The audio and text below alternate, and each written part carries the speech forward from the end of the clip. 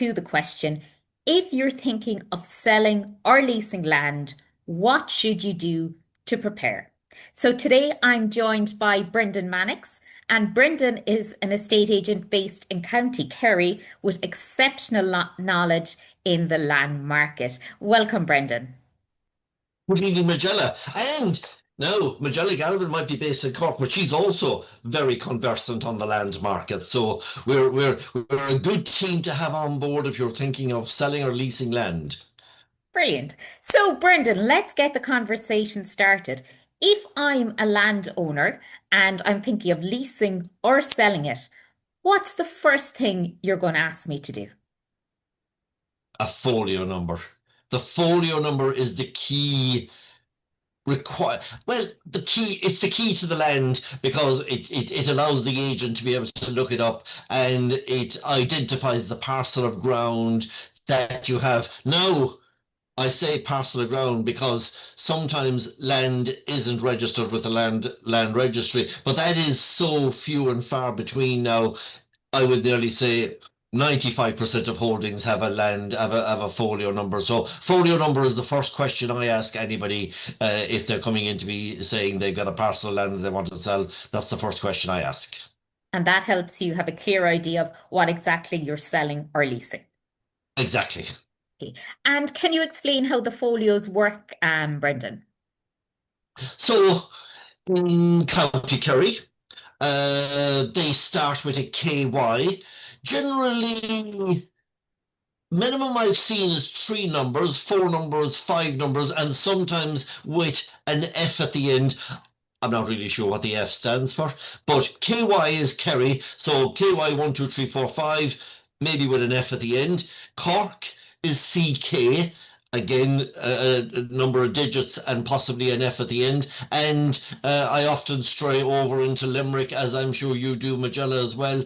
LK denotes Limerick.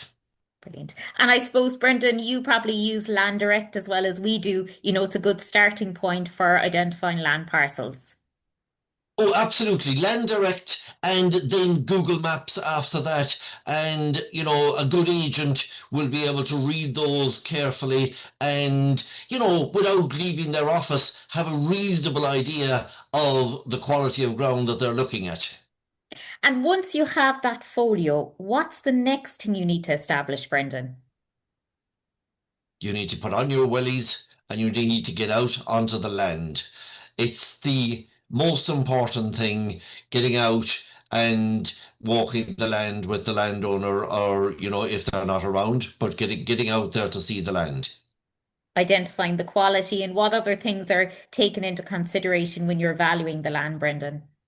The quality, the fencing, water supply, accessibility. Accessibility is huge. We all see the size of tractors, the size they're going nowadays. If you're down a narrow laneway that modern machinery can't get to, no matter how good the land is, if the purchaser can't access it with the modern machinery that there is today and the roadway can't be widened, I'm not saying it can't be sold, but it could hinder its sale or lease. A very, very valid point, Brendan, no doubt about it. And I suppose another thing, is identifying what parcel exactly that you are selling, that there's no mix up throughout the sale process. Yes, absolutely, absolutely. Like some people might have 70 or 80 acres and they might have a house somewhere on that parcel. And be it leasing or selling, they might say, actually, we're going to reserve the house and maybe 4 or 5 acres around it just for privacy, if they were selling or leasing. And and as long as that's identified at the outset with the landowner, and if it's leasing, you don't need a map. You could just say, look, that bit of ground there isn't going for the lease. But if you're selling, you will need a map that will identify it clearly so that new boundaries can be drawn up when a sale is concluded. And another thing that comes off the lot is entitlements, Brendan. Talk to me about those. Oh, talk to me about entitlements, Magella. Entitlements are becoming the bane of estate agents' lives. because I might be boring people now, but I'll take them back to the good old days of Franz Fischler when he first introduced entitlements. They were very simple and straightforward, and you knew in a 7 year cycle what they were going to be, and they didn't change much for maybe about 14 years, and then they've been chopping and changing all the time since. And I was only reading the Farmers Journal last week, and again, they're looking at changing the entitlements, which will start in 2018.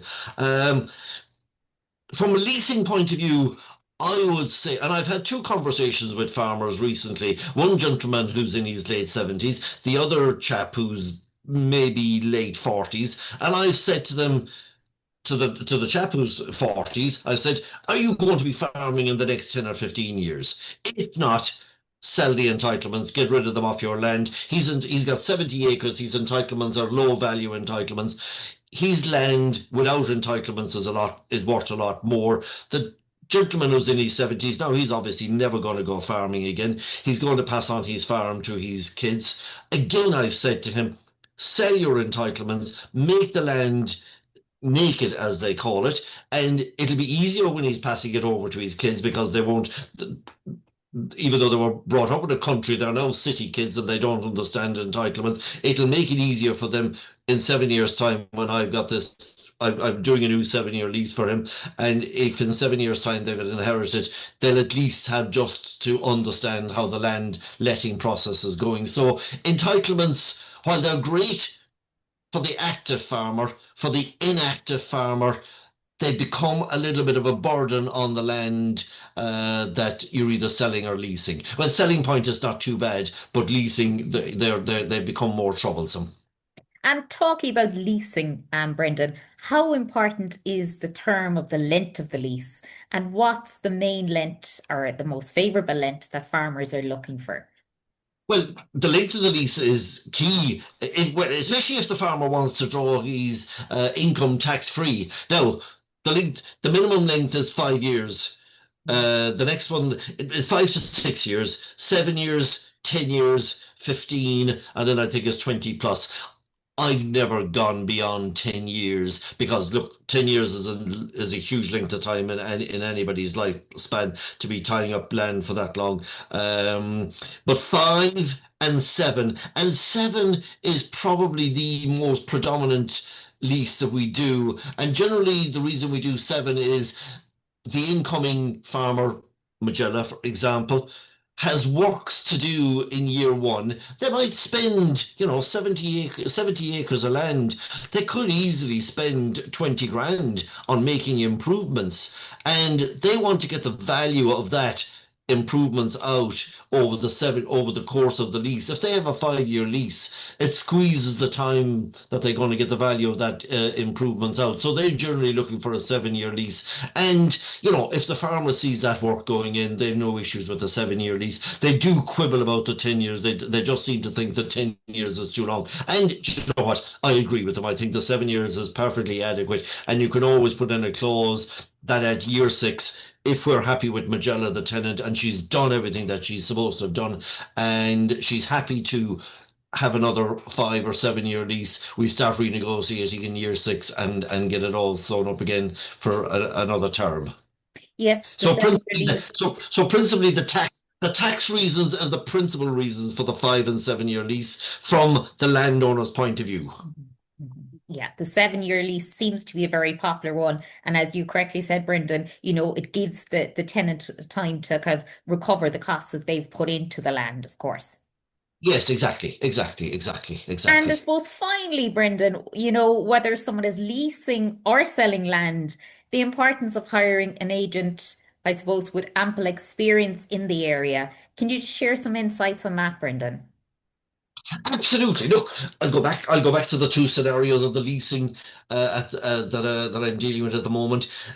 Knowing that the lands are more valuable when they're naked, even when you're selling land.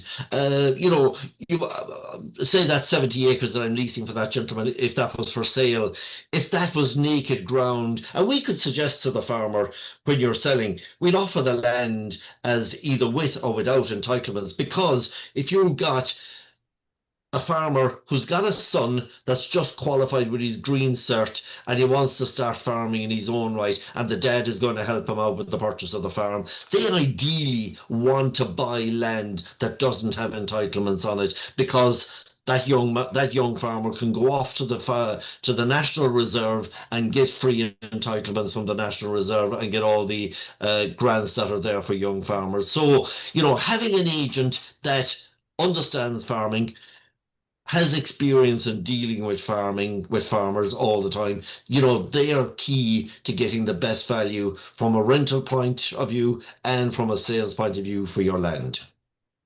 And Brendan, what's the average price per acre in the Kerry region that you're achieving?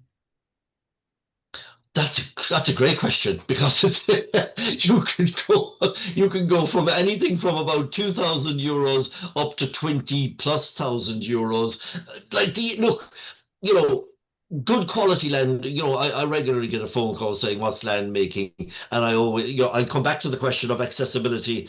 Accessibility is a huge issue. Good quality, accessible land in an area where there's good demand, because, look, we all see it all the time. There's less and less farmers out there. So you need to have land that's in an area that's got lots of farmers still in it. So if you've got land with lots of farmers around it and you think they will all be progressive in that they'll want this 15 or 20 or 30 or 40 acres of land. But, I would say good quality land, 12 to 15. Dependent again, then after that, it could go anywhere 18 to 20. But, keeping it conservative, 12 to 15 should be very achievable for good quality land in an area that there's good demand. Yeah, like we're seeing very strong demand at the moment here as well in County Cork. We're selling a farm at the moment, good quality land, averaging 27,000 an acre. So there is all round demand there. There is. I was down your neck of the woods at the weekend, Magella, and like And Kerry, you never call for tea, Brendan. I, I, Kerry farmers are very lucky in that they've got the Kerry co-op share, but I think Kerry farmers would swap some of your land for Kerry land, because I was down around, as I say, down around your neck of the woods on Saturday, and the land quality is exceptional down there. And there's pockets of Kerry that land will make 25 and 26,000 an acre every day of the week, irrespective of what's happening in the milk market or the tillage market or whatever else like that. Good land, they'll always fight for it. But the land quality down your neck of the woods, it's I read the Farmer's Journal and I go, those estate agents down in Cork, they're West having a Cork, you great can't time beat it. down the acre. But look, good quality will always sell. Yes. I am finding lower quality lands, even in good areas, they're a tougher sell because the farmer buying it doesn't really have the time to improve it and doesn't really want to spend the money improving it. Why, in fact, I had a conversation with a gentleman last week, and he was renting land. And somebody, I'm trying to remember the conversation was something like I think the land was, oh yeah, he told me he couldn't access the land from the 1st of September until the 1st of April every year because of the quality of the land. The land would be just like too heavy and too wet for him to access it. And he was talking to a friend of his, another farmer, and he said, "Do you know what, my dear man, you'd be better off going away and paying 400 or 500 euros an acre for renting. This is for rental now. 400 or 500 euros an acre for land that you can use for 10 or 11 months of the year, rather than paying 200, 250 euros an acre for land that you can only use 6 months of the year. So, you know, good I think it's quality it's quite it's will kind of similar like in stand. the residential market, Brendan, with buying a property that needs renovation and buying your turnkey home. That's the way the buyers are looking at the moment. They want to walk into an A energy rated home rather than walk into a project. And it's quite similar with the land in terms of quality. It is, absolutely, absolutely. And again, uh, I had a vendor on today for a house, and she'll have her tenant out in a couple of weeks, and she asked me to come down and give a suggestion on what improvements that she would make. And again, I often get asked that when I'm doing land, and I'm sure you do as well, Magella.